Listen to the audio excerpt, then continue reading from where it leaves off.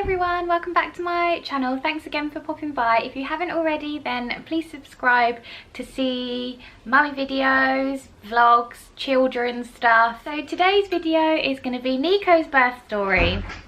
Now, sorry, my husband's just pottering around. Nico's pregnancy was just a dream. I had no issues. So straight to the point anyway. It was a great pregnancy, and it was the 2 nights before his due date.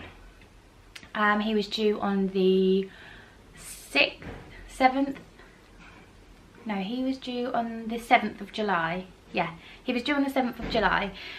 And this was the 5th of July. Me and my husband were at my mum's house because we were actually staying there at the time because we'd sold our flat and we were just waiting to move into our new build, which hadn't quite finished being built yet. So we were sort of in limbo and we were staying at my mum's. And my mum and her partner were down at the caravan because they tend to go there every weekend during the summer, and obviously this is July, so they were away. And it was a Sunday night and we were just watching the In-Betweeners casually, and I remember thinking, oh, that's a bit of a funny twinge. But I carried on watching the In-Betweeners, it was fine. And then I remember sort of having to get on all fours after about an hour and thinking, gosh, like this is, yeah, I'm in quite a lot of pain now. It just happened so quickly. We were still downstairs watching In-Betweeners, and I think I was texting a couple of friends saying, oh, I'm on all fours at the moment, like I think things are starting to sort of happen. I've got a couple of twinges. Just thought that they were going to be Braxton Hicks because I just assumed that Nico was going to be late as well, like Lorenzo was.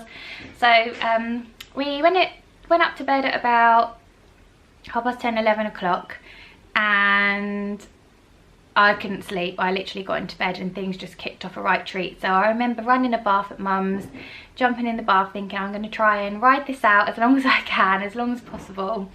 And then my mum came home and I was like, oh no, this is all I need, because my mum would just panic. And so I got out of the bath and mum was like, is everything okay? And I was like, yeah, I'm just having a bath, mum. And she was like, what now? I was like, yes, mum. She was like, are you okay? Yes, mum, I'm fine. So obviously I think she knew from then that everything was kicking off. I had the bath and I thought, right, I'll try and close my eyes because I had a feeling that this was going to be it. I couldn't close my eyes and it was about 1 o'clock in the morning, and I said to Dan, I think I'm going to call the labour line just to let them know that I think I'm in labour. So I called them and they said, yeah, come down and we'll check you out. So I think after we'd sort of got everything together, made sure my mum knew that we were going to be gone, so she had to watch Lorenzo, gave her the monitor and everything like that, gave Lorenzo a kiss goodbye whilst sort of contracting through all of this. Got to the hospital, literally got there just in time. As I opened the door in the car park, I just puked everywhere.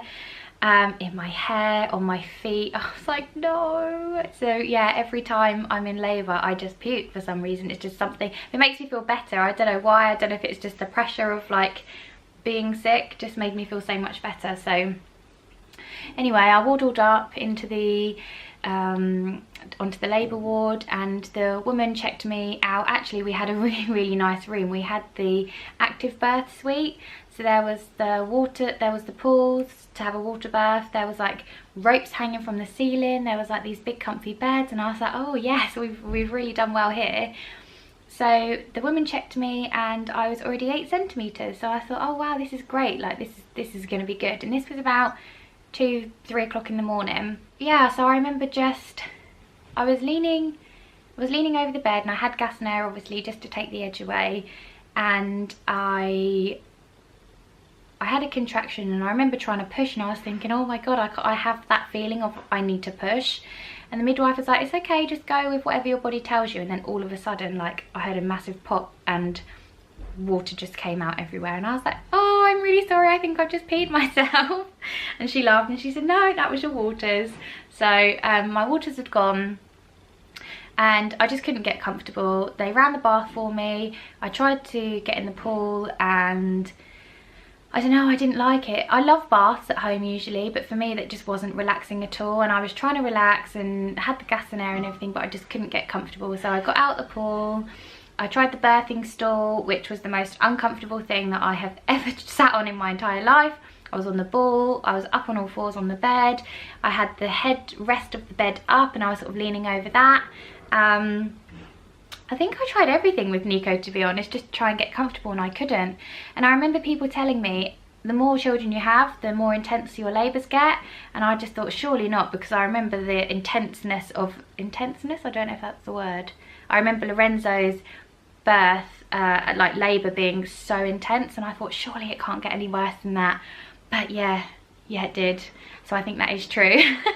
Anyway, he came quite quick actually. I mean, I got to 10 centimetres, started pushing. Again, he was in a bit of an awkward position. I moved rooms because I think somebody else needed the pool anyway.